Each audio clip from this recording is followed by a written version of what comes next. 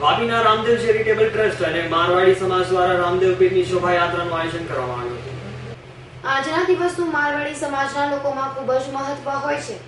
હજારોની સંખ્યામાં ભક્તો ધ્વજા લઈ રાજસ્થાનના રણુજા ગામે આવેલા રામદેવ પીરના મંદિરે આવતા હોય છે અને ધ્વજારોહણ કરતા હોય છે।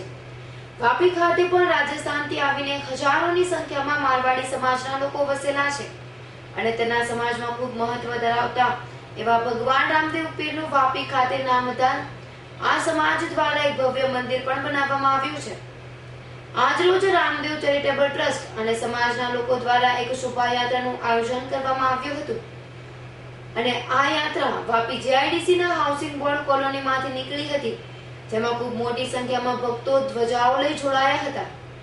વાજતે ગાજતે નીકળેલી આ શોભાયાત્રામાં વાપીના અનેક વિસ્તારોમાં ફરી વાપી નામધા ગામ ખાતે આવેલા રામદેવ પીરના મંદિરે પહોંચી હતી।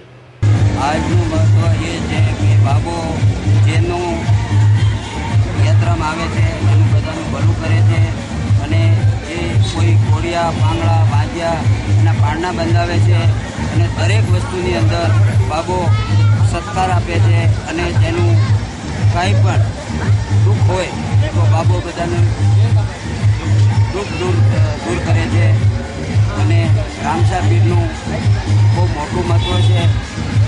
અજમલજીને ઘરે અવતાર લીધેલો છે। બોલો રામસા પીર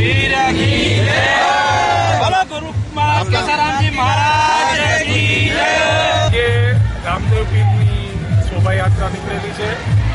અમારા મિત્ર શ્રી ગોરીભાઈ પ્રજાપતિ તેઓએ આની બોલી બોલેલી 1,31,000માં।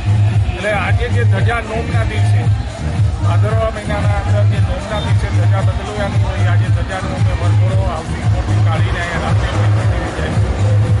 રામદેવ પીરનું મહત્વ આમ જુઓ તો રાજસ્થાનની અંદર જે રેણુજા છે જ્યાં મુખ્ય સ્થાન છે ત્યાં લાખો લોકો પૂરા ભારત વર્ષથી ચાલીને જાય છે।